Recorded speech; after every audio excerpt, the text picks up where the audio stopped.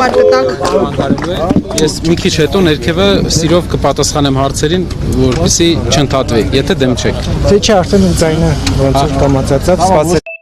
կխոսեք։ Լավ, այսօրվա սպասելիքները կարևորվում են նրանով, թե ինչ ազդեցություն են թողելու Հայաստանի քաղաքական ապագայի վերաբերյալ։ Մենք վստահ ենք, որ Սամվել Կարապետյանի ու հանրության նշանակալի մասը վստահ է, որ Սամվել Կարապետյանի ազատ արձակման պարագայում հնարավորություն ստանալով շփվել իր հայրենակիցների հետ, Հայաստանում եւս ավելի կուժգնանա մեծ փոփոխությունների ալիքը։ Ու դրա արդյունքում էլ մենք մեր երկիրը վերջապես կհասնի փոփոխության։ Մենք արդեն հոգնել ենք այս աղքատության մեջ մեր երկիրը տեսնել։ Մենք արդեն հոգնել ենք, որ իշխանությունները այսօրվա պես ժամերով անհարգալից արտահայտություններ թույլ տալով իրար ասցեի, ընդդիմության ասցեի, ոչ մի բան չի անում մարդկանց կյանքը բարելավելու, մարդկանց ամեն շրջանում, Հայաստանի ամեն քաղաքում մարդկանց կյանքը փոխելու համար, Երևանում մարդկանց կյանքը փոխելու համար։ 8 տարվա ընթացքում միայն խոսքեր եւ վիրավորանքներ։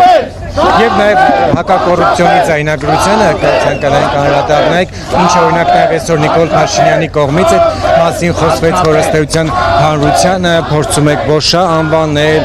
եւ այլն եւ այլն։ Տեսեք, մի քանի բան ասեմ։ Առաջինը կուզեի Տիկին Ղումաշյանի դեպքին անդրադառնալ, որը շատ հատկանշական է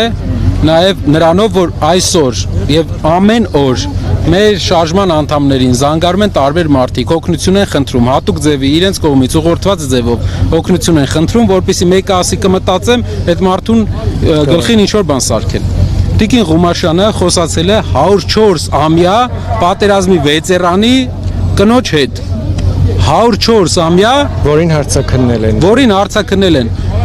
Երկրորդ համաշխարհային պատերազմի վետերանի կնոջ հետ, ում ծնունդները, առիթները 5 տարի է, նա է հոգում, բոլոր հնարավոր հարցերը լուծում է, քանի որ սրտով այդ մարդկանց կողքն է, այսքան տարի։ Եվ 105-104-ամյա մարդը հաստատ որևէ կապ չունի, ոչ ընտրության հետ, չգիտենք, քաղաքացիություն ունի, չունի, դա Տիկին Ղումաշյանի սրտի պորտկումն է եղել, որի մասին բոլոր տվյալները իրավասու մարմինները ունեն, բայց նրանք հատուկ ձայնագրություններով են հանդես գալիս, որպեսզի անվանարկեն մարդկանց։ Պատիվը մարդկանց պատիվը, բարի համբավ, այնպիսի մարդու, ինչպիսին է Տիկին Ղումաշյանը, որ մեր գոհարը, որ այդքան լավ բաներ է արել, լավ ծրագրել է։ Երկրորդը ասեմ, երկրորդ բանը գործարանատիրոջ հետ կապված։ Այդ գործը պետքա նախարարները անեն։ Պատվեր գտնողը պետքա նախարարներ լինեն։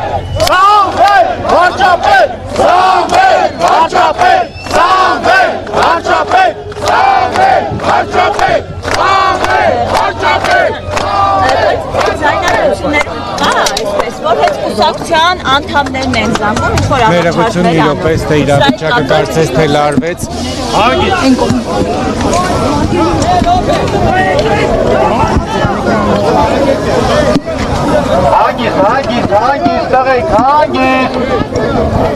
Հարգելի հետևորդներ, իրավիճակը